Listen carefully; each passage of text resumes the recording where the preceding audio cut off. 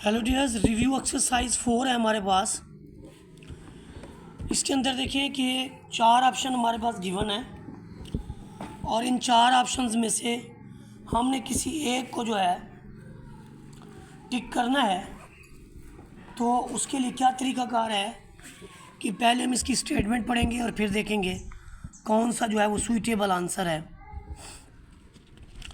तो यहाँ पर देखें आपके पास जो पहला पार्ट है वो है first term element in the ratio.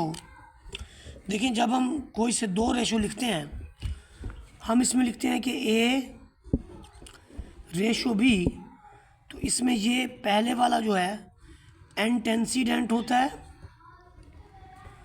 और दूसरे वाला जो है वो आपके पास कंसीक्वेंट होता है। तो इस सेंस में यहाँ पर उसने पूछा है द फर्स्ट टर्म या element in the ratio is called, तो कौन सा होगा? एंटेंसीडेंट कहाँ पर है? हम इसको टिक कर देंगे, पार्ट नंबर बी को टिक कर देंगे। फिर उसके बाद देखें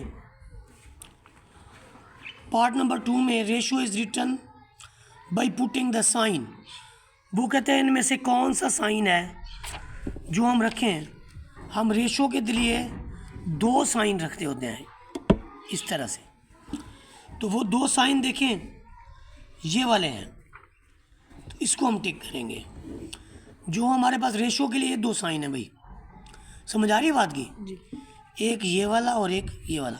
फिर उसके बाद देखें जो पार्ट नंबर 3 है हमारे पास, पार्ट नंबर 3 में उसने कहा second term in the ratio. ये मैं बता चुका हूँ कि कंसीक्वेंट होती है। तो इसमें कंसीक्वेंट कहाँ लिखा हुआ है? पहले नंबर पे, इसलिए हम ए को सर्कल कर देंगे। ठीक है। फिर चौथे पार्ट के अंदर देखें,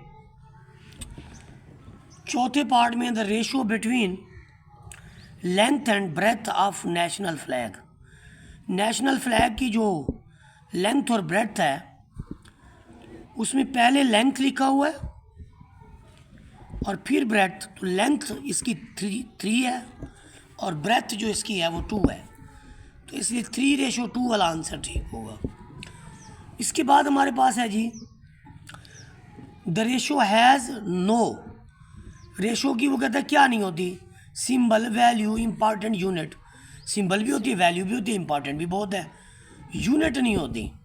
उसके साथ हमने मीटर, किलोमीटर या कोई इस तरह की कोई चीज़ जो है वो किलोग्राम वगैरह ये नहीं लगाते, तो ऐसे ही लिखते हैं उसको। उसके बाद देखिए हमारे पास जो नेक्स्ट पार्ट है वो है जी the symbol of percent. Percent की सिंबल ये वाली है।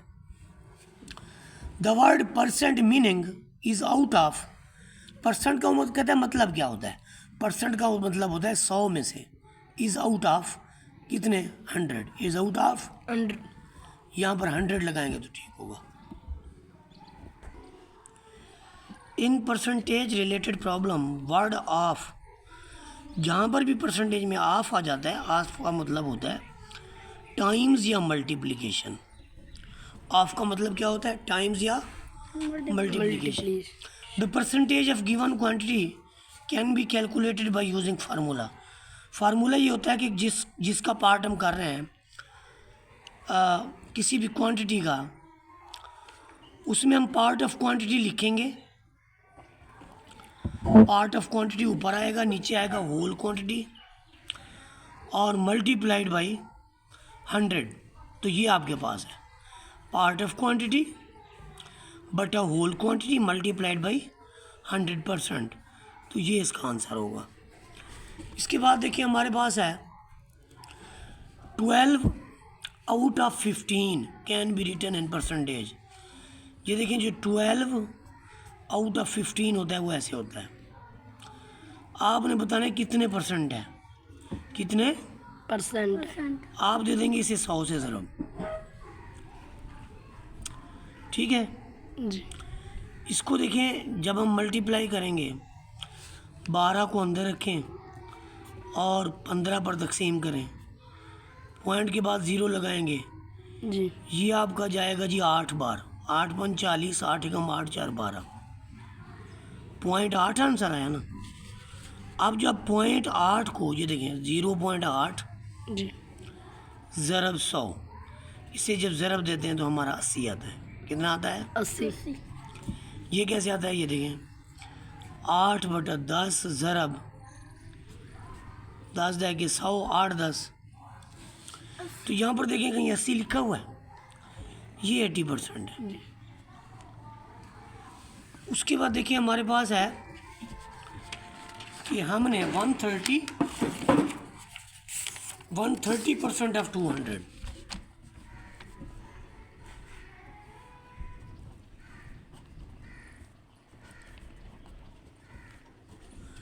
इसको देखें, इसको आप 130 लिखें, परसेंट की बजाय आप 1/100 लिख दें, ऑफ की बजाय ज़रब लिखें, साथ में आप 200 लिख दें।